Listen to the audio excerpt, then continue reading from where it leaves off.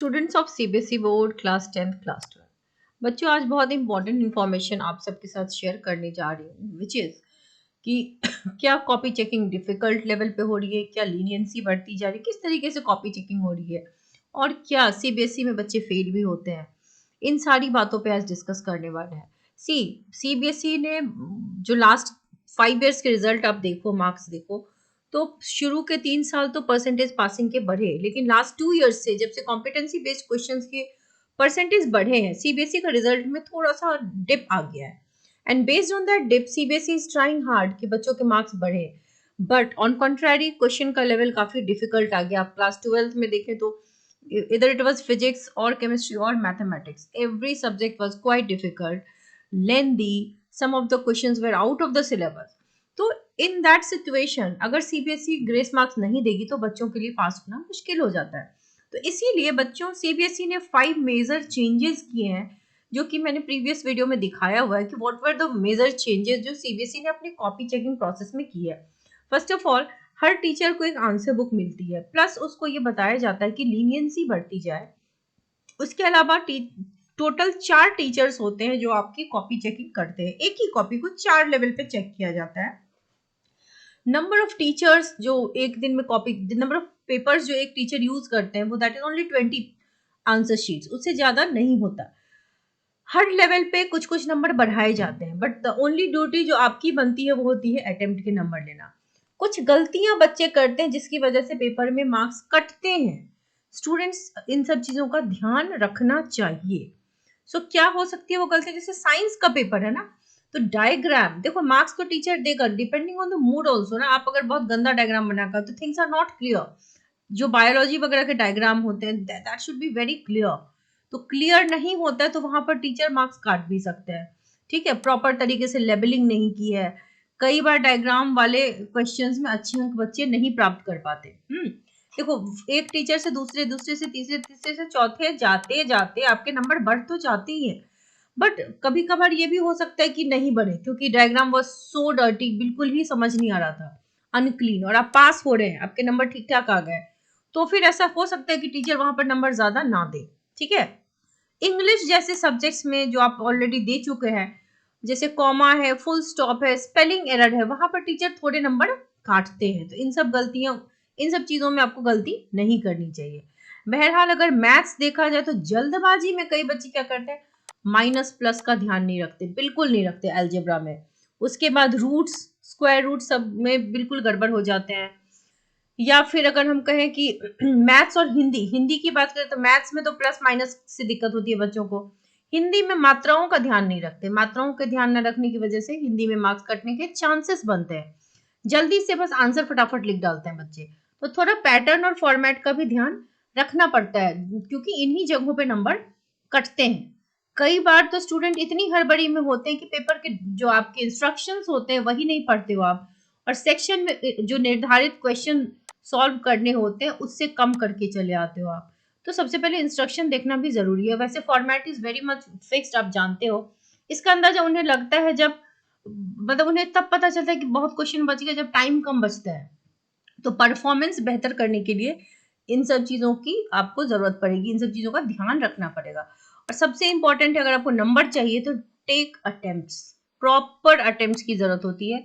जितने ज्यादा अटेम्प्ट लोगे उतने ज्यादा नंबर मिलेंगे। आपको अगर कुछ भी नहीं आता है तो try to be as relevant as possible. ठीक है, उसके बाद न्यूमेरिकल है, मैथ्स है, ड्रॉ द डायग्राम। आप डायग्राम जहाँ पे आता है ड्रॉ कर सकते हो, लेवल कर लो। कुछ डेरिवेशंस आते होंगे वो लिख सकते हो। न्यूमेरिकल में गिवन जरूर लिखो, कम से कम गिवन तो दिखता है, हर पेपर में गिवन इज देयर।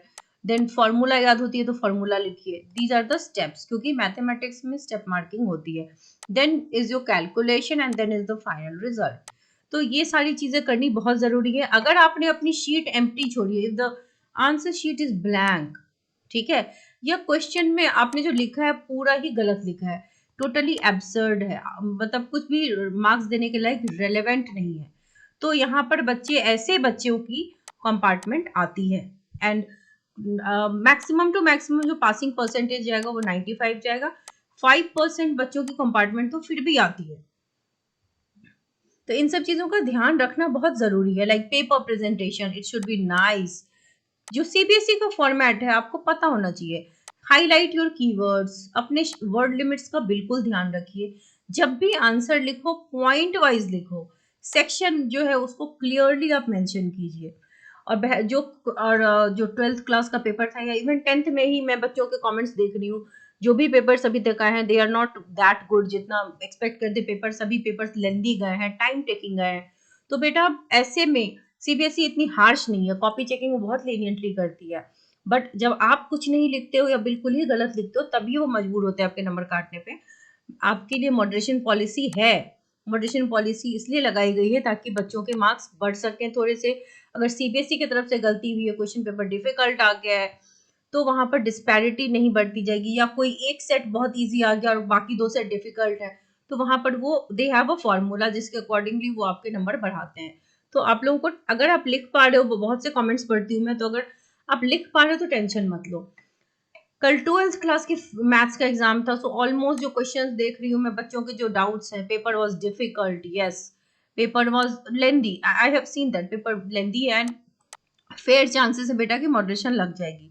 12 नंबर का बनाया है, क्या पास हो जाऊंगा? सी आपका मैथ्स 80 मार्क्स का है, यू नीड 26 मार्क्स टू पास। तो अगर आपने 12 मार्क्स का बनाया है प्लस आपने रिलेवेंट अटेम्प्ट्स लिए हैं तो आप पास हो सकते हो। जैसे स्टेप मार्क्स भी मिलते हैं मैथमेटिक्स में, तो आपने अगर स्टेप्स लिखे हैं कुछ फॉर्मूला वगैरह तो यू कैन पास।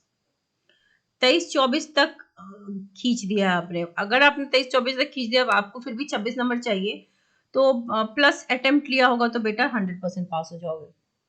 क्योंकि क्वेश्चन पेपर छोड़ो नहीं, कुछ तो आता ही होगा। Tough, yes it was tough, सारे सेट्स ही टफ आए हैं बच्चों के। सेट 1 भी टफ था, paper was tough and lengthy.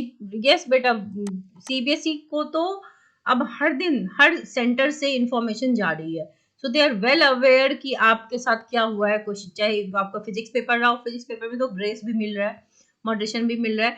Maths के रिगार्डिंग जो इन्फॉर्मेशन होगी वो 1-2 दिन में आएगी। So paper was difficult, lengthy. So leniency will be तो 100% there. सेट 2 में भी हर सेट के बच्चे ही कहने के डिफिकल्ट था। केस बेस्ड स्टडी और इंटीग्रेशन जो था वो आउट ऑफ माइंड, तो question was difficult. Set was tough, set 1 tough था। देखो सेट 1 वाले बहुत बच्चे हैं। Set 1 was tough, paper was tough and lengthy, yes paper difficult था almost section A case, yes. अब तो बेटा जो क्वेश्चन पेपर अगर टफ है, लेंदी है, डिफिकल्ट है, तो 100% मॉडरेशन तो उस पेपर में मिलती है। प्लस लीनियंसी तो अगर पेपर इजी भी आए तो भी लीनियंटली ही कॉपी चेकिंग होती है। आप जब अपने रिजल्ट देखोगे, मार्क्स देखोगे, तो आप ये चीज सोचोगे, देखोगे कि अगर आपने अटेम्प्ट लिया है, रेलिवेंट अटेम्प्ट लिए, तो आपको मार्क्स 100% मिलेंगे और थोड़े ज्यादा ही मिलेगा। So I wish you all the very best. डरो मत, टेंशन मत लो, आगे के एग्जाम्स की प्रिपेयर करते रहो।